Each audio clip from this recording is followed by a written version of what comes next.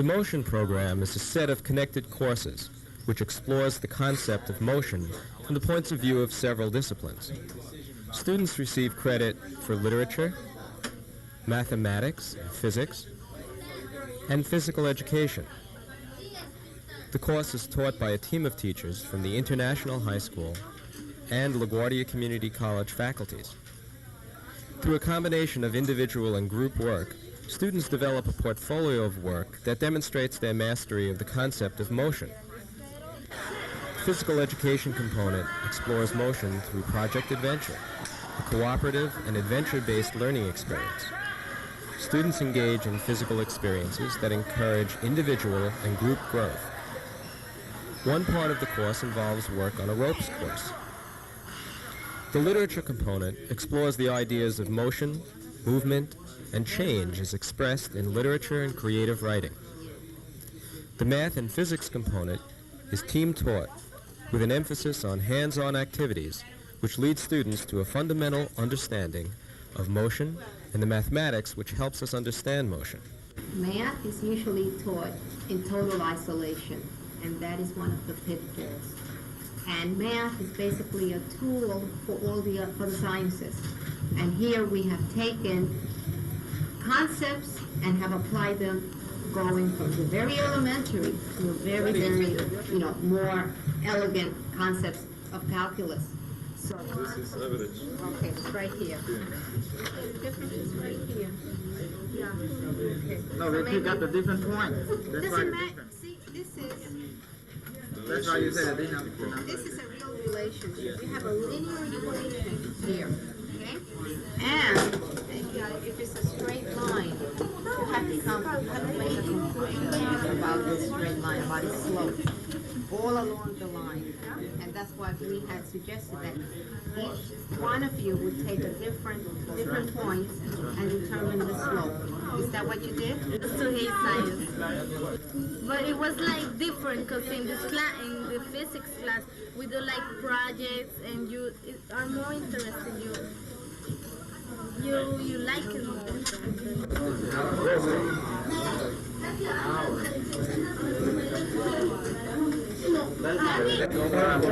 Creating a learning community, and that includes the teachers as learners as well as students. So that what we are doing is we're creating something together, and in the process of doing that, we talk to each other. We often discuss things about the class with students listening.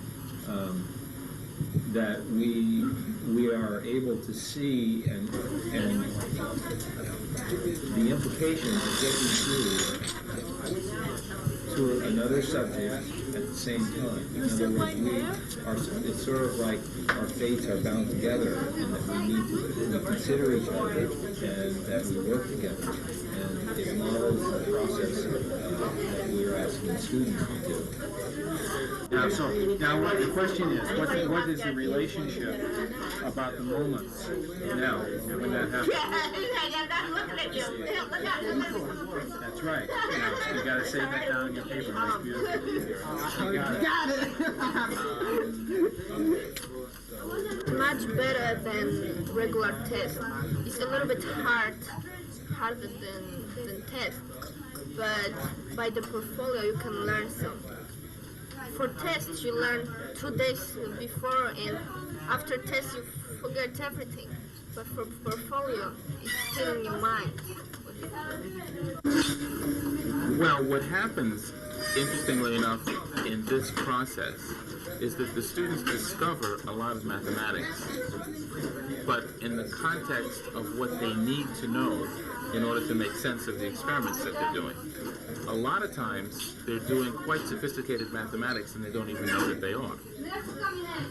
I just had an experience with some students in the back where they were doing an expression that had to do with force, mass, and acceleration.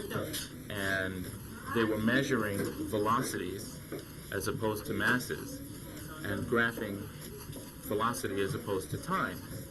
And I asked them why did they want velocity when indeed the experiment was about acceleration.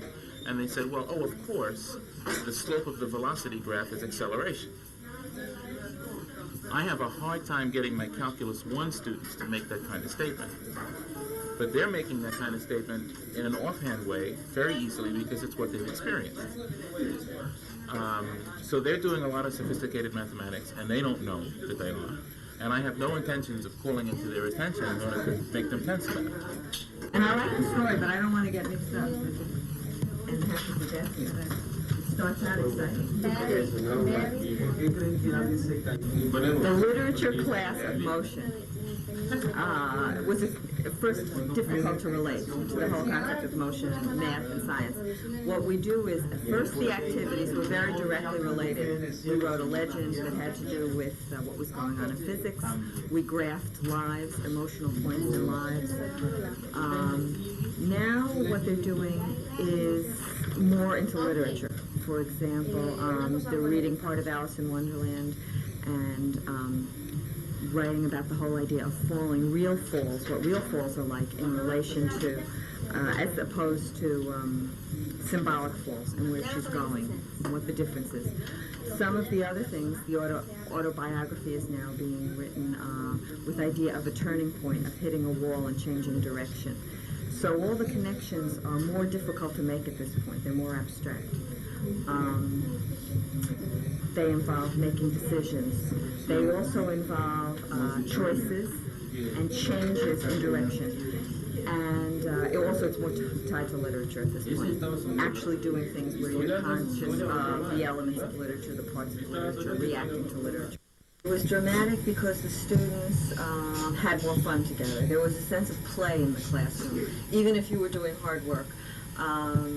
They trusted each other. They weren't afraid to ask for advice. They weren't afraid to show weaknesses or not knowing something.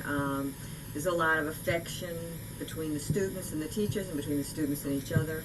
I think a lot of it comes from Project Adventure, as well as being together all day, because they work on trust. They do a lot of things physically where they're in contact, and they deal with their fears. And in so many classes, you don't get to deal directly with that. And all of this carries over. What's different between the motion class and the other classes that I teach is that there's more of a togetherness with the motion kids. They carry on what we do throughout the whole day together, and they're able to talk about it, whether they joke about it, whether they're serious about it or not, but they can continue the dialogue about their experiences in each class throughout the day, whereas the other classes don't. They come here from all different classes, from all different areas, from an internship or from wherever, and they're only able to discuss what happens in class.